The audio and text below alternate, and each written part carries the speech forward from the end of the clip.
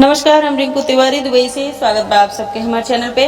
आज आप सबके बहुत ही सुंदर एगो शिव जी के गीत सुनाओ तनी। अच्छा लगे तो लाइक और कमेंट जरूर करे लोगिन।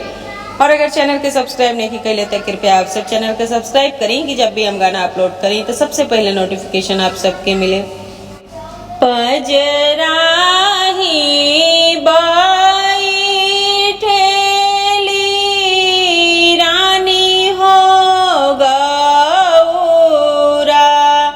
रानी आचरा बटोरेली सोहाग। पजराही बैठेली रानी हो गौरा। रानी आचरा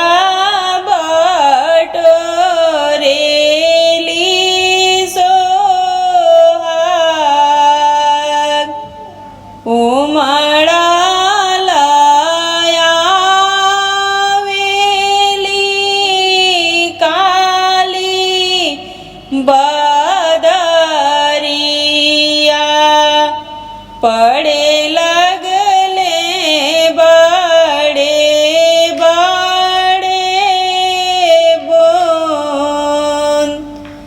उमड़ा लायावेली काली बदरिया पड़े लगले बड़े बड़े बूंद। शिवाजी के भी जेला जटा से जुटी हो गौरा सिरे ना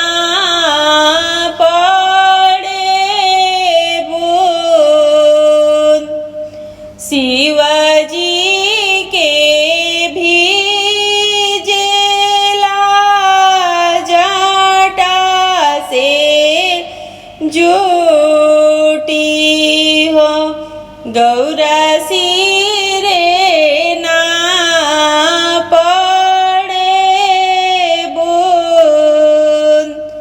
कवना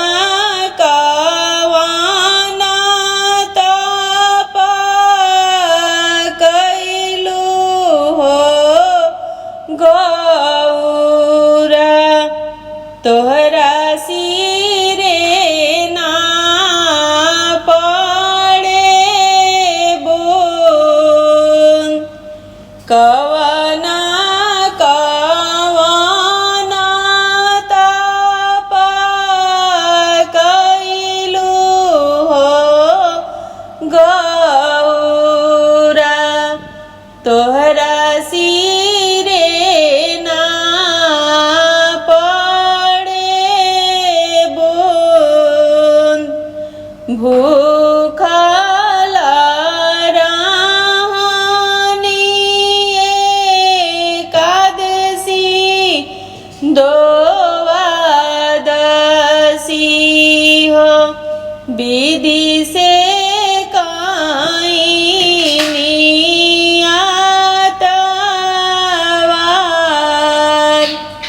भूखल रहनी एकादशी द्वादशी हो विधि से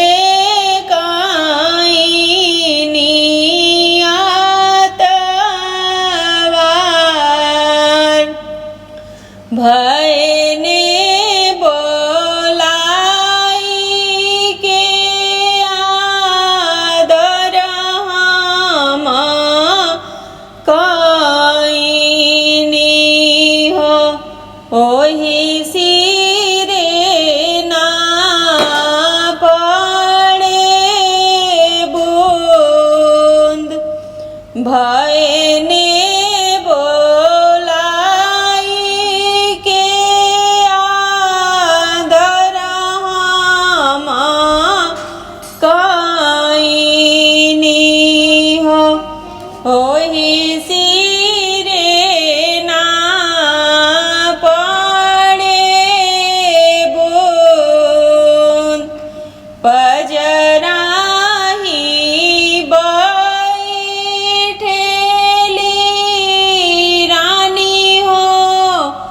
गौरा रानी आचर